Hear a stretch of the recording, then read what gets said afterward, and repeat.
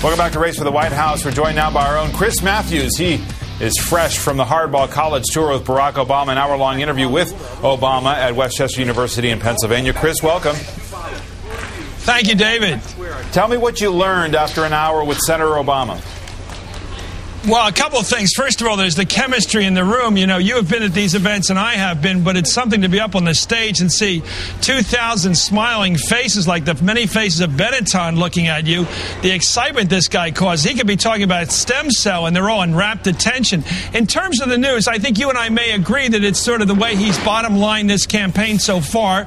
He's saying basically at the end when I got him, he said, look, I said, what happens if at the end of the schedule of primaries and caucuses in early June, after Puerto Rico, you're ahead in the elected delegates. Right. Where's this election allowed to go? And he basically gave this answer.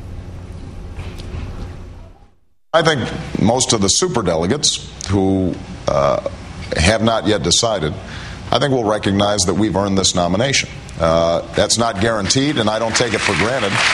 But I think that at that point, I will have shown myself to be the strongest candidate to run against John McCain. Well, then there you have it, David. He will say that if he wins in elected delegates, if he wins in, as he said, numbers of states taken, and I think he hopes as well, as you know, popular vote, he will say he has earned the nomination. In other words, it's his. No one else should get it. I think that will be taken. That verb, earned, might be taken to the bank by his people and they might say, well, he's not going to let anybody else be nominated except him once he's earned, as he put it, the nomination. The right issue came up again, and you really put the question to him directly, which is, why didn't you leave? Why did you keep contributing money? Why did you stay with him? My read politically on his answer was, he's looked at the polling, he's looked at the reaction from his speech, he is not about to abandon his pastor. He doesn't feel like he needs any more repair on this.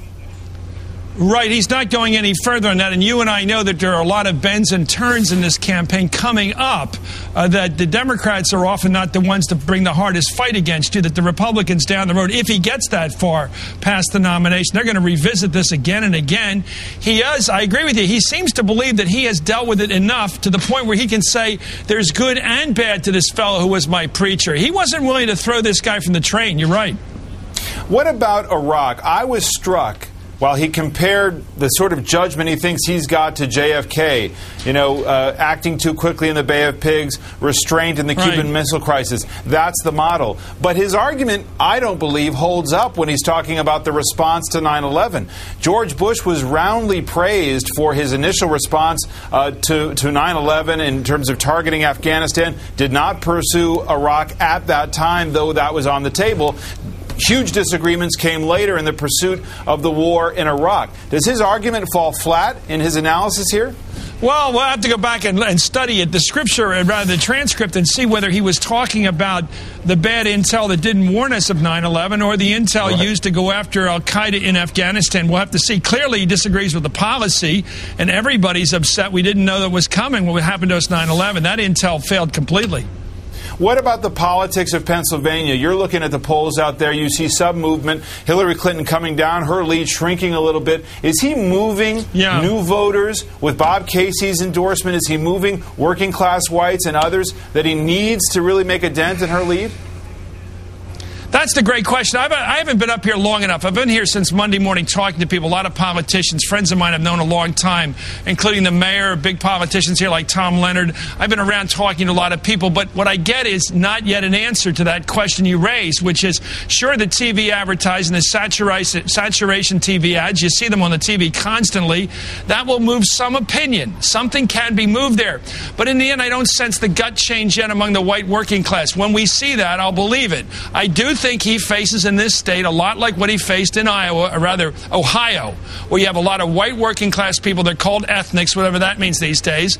They're not exactly liberals on racial issues, and he has to face what Eddie Rendell warned him he faces, which is an ethnic challenge up here. But that said, I think he is coming here to this school with a lot of middle class kids, not rich kids, not poor kids, regular kids from working backgrounds. I think they've figured out they've got to work this sort of inner, this kind of suburban area that's not ritzy. And we're out here in Delaware County, which has some very wealthy neighborhoods. But this is a very beautiful little town here, Westchester. But the kids here are from all diverse backgrounds, black as well as white. A lot of difference here. I think he's figured out where the sweet spot is for him. But, you know, the bowling thing to me was instructive. Why did he go bowling? Why didn't he find some other way to connect with the regular Knights? My dad was one of them, a Knights of Columbus bowler, a regular guy. Was he able to connect by throwing the ball into the gutter a couple times? I don't think so. Tonight he was elegant, as always. You know, he can be wonderful with college kids. Why can't he connect with the 55-year-old worker the way he connects with kids? I think that's still a challenge ahead of him. That said, I think Eddie Rendell is the smartest politician in this state, as we know, and he said the lead is shrinking. I think Eddie would like us to think going into this it's going to be about 3 points for Hillary Clinton, his candidate. It ends up being about 8. The confetti comes down. They say they beat the spread. I would say that's the game they're playing right now. You're going to stick with us here. Let me bring in the rest of our panel to join this discussion. And here joining us, host of the Rachel Maddow Show on Air America, Rachel Maddow, Washington Post columnist Eugene Robinson, both MSNBC political analysts, NBC News political director Chuck Todd, and columnist for the Washington Times, Tony Blankley. Rachel, let me start with you. The answer that was given by Obama here about what the poobahs, as he said, of the party should reach as a conclusion to this race. How do you see that? I think that Barack Obama has to decide whether or not he's going to make his claim to having earned the nomination on the basis of whether or not he's moving rank-and-file Democrats and voters, or whether or not he is moving the poobahs, whether or not he's moving the superdelegates. The way the math works, the way what Chuck has been telling us for about a month now, is that this is a superdelegate decision at this point. It doesn't really matter what the vote is in Pennsylvania. It doesn't really matter what the vote is in any of the remaining states. It is the poobahs who are going to decide this at this point. So denigrating that vote is not a smart move when that is what he needs to put together in order to win. Tony? Yeah, look, the poobahs are going to be making a decision. In their own mind, they'd like to make the decision best for their party, who can win. I think that one of the things that Obama is beginning to do about I've earned it is to buy an insurance policy that even if by then the polls don't look as good to him as they currently do vis-a-vis Hillary's competitiveness with McCain, that he can say there will be an awful lot of disappointment because I've earned this. You can't take it away because I've earned it. And so I think this is a bit of an insurance policy he's trying to lay down. I thought Chris, the same thing. Actually, David, I thought he was laying down a marker and saying, you know, if I have the most pledged delegates and it looks like I'm going to have the most popular votes too, then I've earned this thing, and I'm going to expect that the superdelegates will come to that conclusion.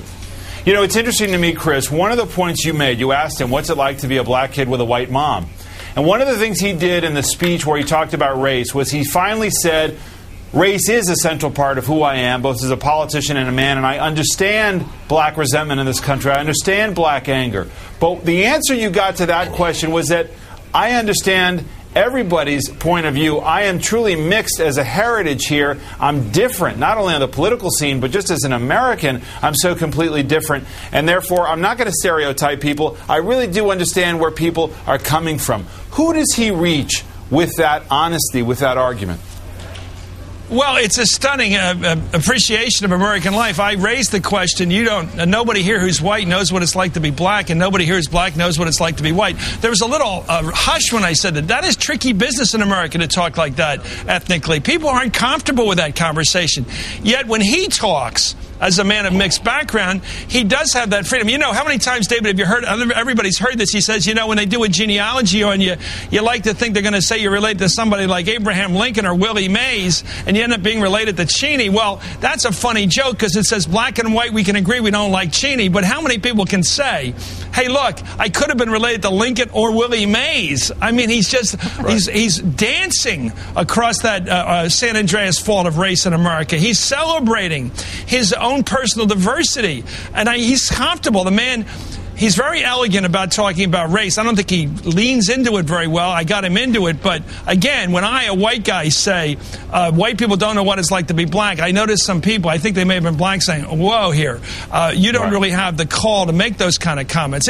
Everybody in this panel knows it's tricky business in America. Ethnic differences and racial differences, they're very serious problems. Let me point out, though, that, Chris, most African Americans do have an idea of how complicated and multicolored our histories can be, our genealogical histories can be. Sure. Most of us, I'll speak for myself, but, in my family there are people who have complexions that are basically like you Sure. with the sun, when you have a suntan, and there are people who, as what was Obama's, from Margaret Thatcher to Bernie Mac? I mean, a lot of African Americans have that sort of range in their families. Sure, but we all, I think most Americans can appreciate that just in terms of appearance, that people have mixed backgrounds, and a lot of whites, of course, way back then being involved sexually with African slaves, basically. That history, we know that history. But I think what's unique to him is he was raised by a white mother. It wasn't just nature, it was nurture as well. And I think because it was nurture, he has a unique perspective. Go ahead, Tony, quickly, and then I'll take a break. What's fascinating about this moment, physicality has always been an element in politics. The handsome, taller man usually does better than the short, fat, ugly man. Now we have him embodying a racial hue. The question is that going to be a positive physical attribute or not? And the jury's out.